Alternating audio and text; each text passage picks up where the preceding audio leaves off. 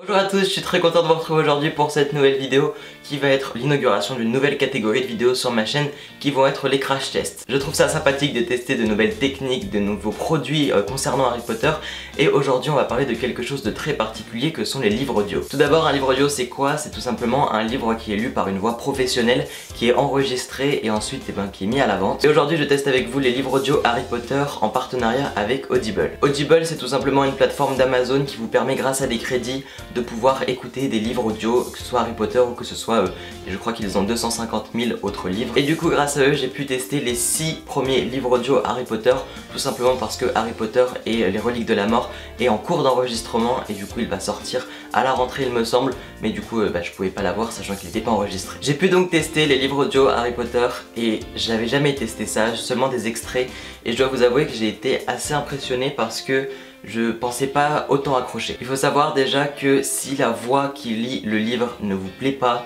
je pense que c'est absolument impossible de l'écouter pendant des heures et des heures. Par exemple pour Harry Potter 1 c'est 8 heures, mais par exemple pour Harry Potter et l'Ordre du Phénix c'est plus de 30 heures. Donc si vous n'aimez pas la voix qui lit le livre, c'est juste pas possible de tenir autant. Du coup c'est tout nouveau que Audible propose ces livres audio Harry Potter en français. Je sais qu'il existe aussi les versions originales, si je dis pas de bêtises, des sets. Audible fonctionne avec des abonnements et des crédits, c'est-à-dire que tous les mois vous payez 9,95 € pour avoir un crédit. Du coup tous les mois vous avez un crédit si vous payez cette somme, et ce crédit vous permet de vous acheter le livre audio sur la plateforme de votre choix. Vous pouvez souscrire un abonnement pour un mois, vous pouvez vous arrêter quand vous voulez, alors vous pouvez le faire toute l'année si vous voulez 12 livres par an. Et ce qui est chouette, mais vraiment le top du top, c'est que vous avez votre premier livre gratuit.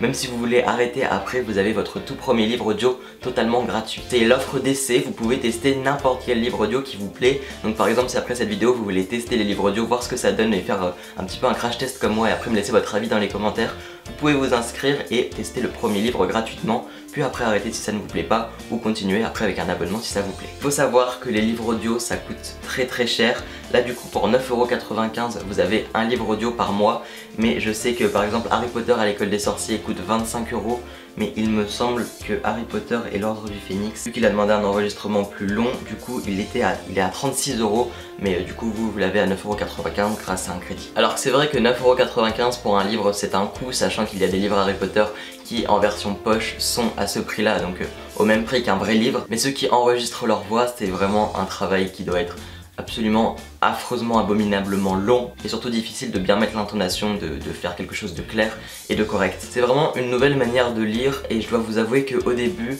quand j'ai commencé à écouter Harry Potter 1 en version audio, c'était assez particulier. Au début j'ai pas vraiment réussi à me mettre dedans, j'étais pas vraiment convaincu.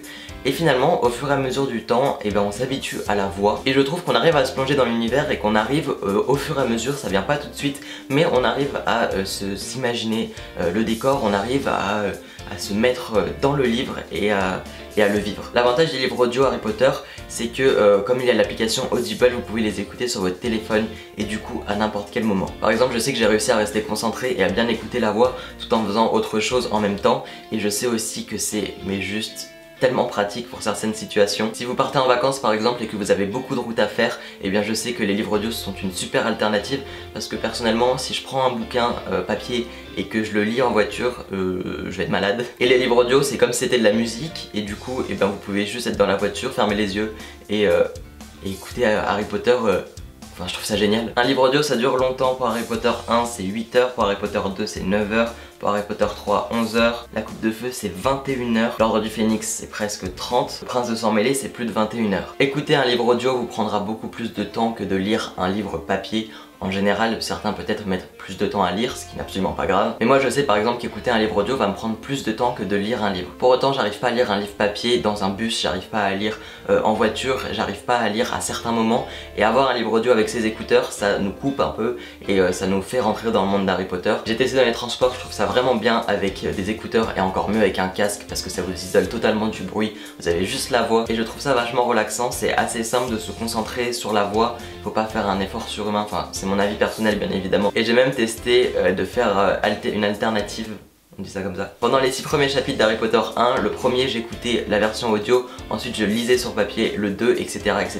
J'alternais, pendant 6 chapitres j'ai fait ça. Je sais pas pourquoi, je fais des tests bizarres, mais c'était un crash test. Et ça fait vachement bizarre de lire quelque chose alors que vous avez entendu, enfin vous avez la voix qui reste du monsieur. Il y a un changement aussi un petit peu particulier à partir de Harry Potter et l'Ordre du Phénix. C'est plus Bernard Giraudot qui lit, mais c'est Dominique Collignon-Morin. Et quand on a passé 50 heures à écouter Bernard, ça fait bizarre d'avoir une nouvelle voix. Et comme je disais, il faut vraiment absolument accrocher à la voix pour pouvoir écouter aussi longtemps les livres audio. C'est aussi une bonne alternative pour ceux qui ont la flemme et qui veulent pas forcément lire, qui veulent faire d'autres choses, tout simplement qui veulent se relaxer. Je sais que par exemple, des fois je dors pas très tôt et que du coup c'est pratique parce que ça fait pas de lumière et vous pouvez écouter votre livre Harry Potter sans déranger personne, sans que vos parents le sachent. Quand vous téléchargez votre premier livre audio, il apparaît dans votre bibliothèque. Si vous avez l'application, vous pouvez le télécharger et ensuite il sera disponible hors connexion. C'est-à-dire que même si vous n'avez pas de wifi ou de 4G, ben, vous pourrez quand même l'écouter et ça c'est top. Mais vous pouvez aussi l'écouter sur l'ordinateur si vous voulez. Je trouve ça beaucoup moins pratique, mais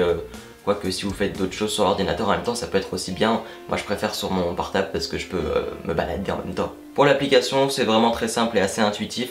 Vous avez le livre que vous voulez dans votre bibliothèque, vous le sélectionnez, ça vous remet là où vous étiez arrêté la dernière fois.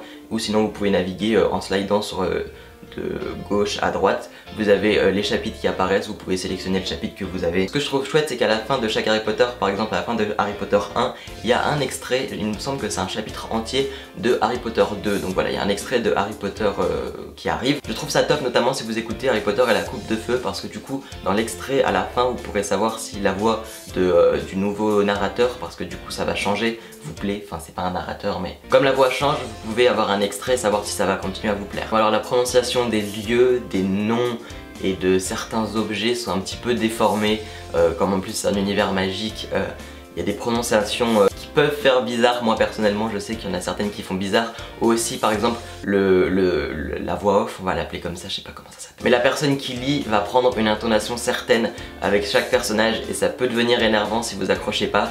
Après si vous vous mettez dedans, par exemple la voix d'Hermione, au bout d'un moment on s'y fait, la voix de Ron aussi, etc.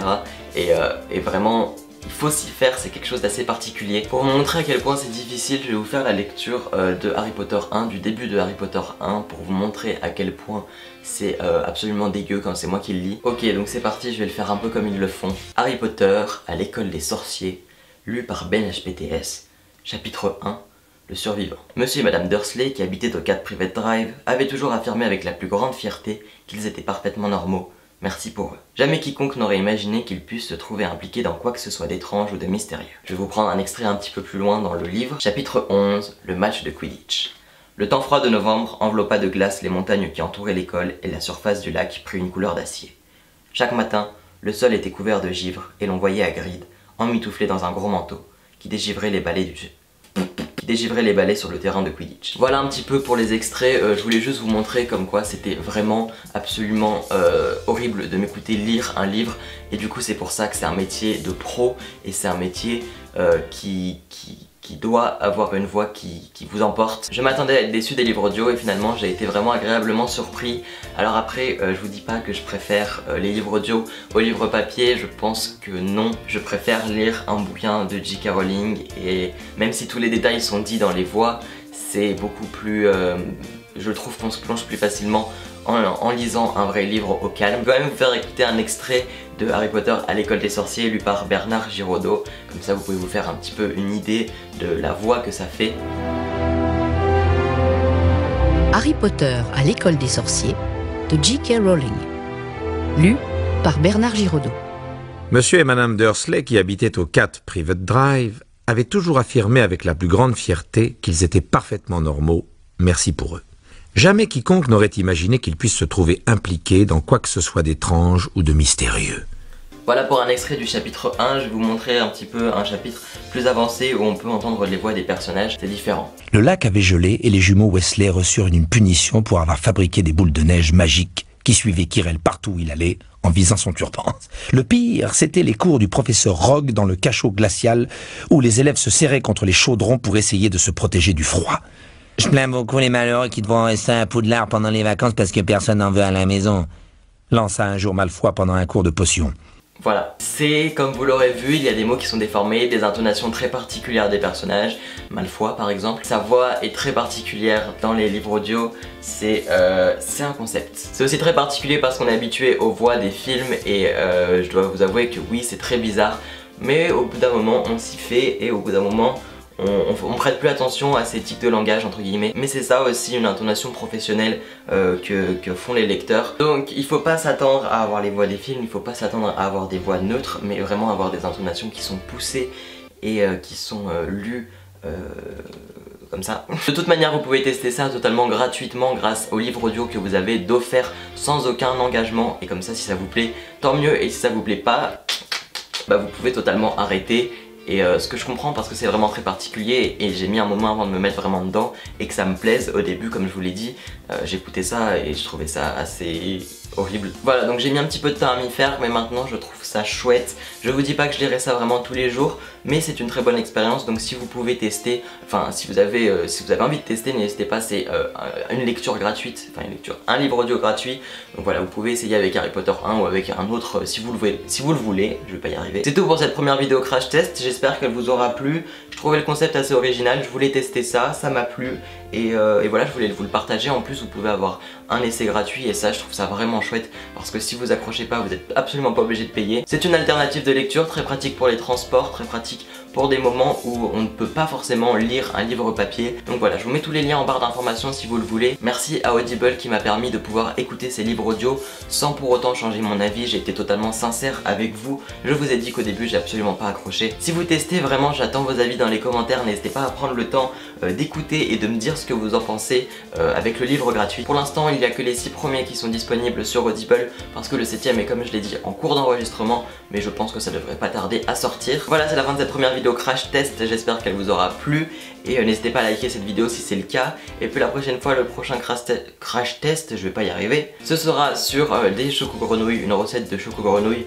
Ça risque d'être quelque chose. J'ai hâte de vous retrouver pour la prochaine vidéo. Je vous attends du coup dans l'espace commentaire et je vous dis à très bientôt.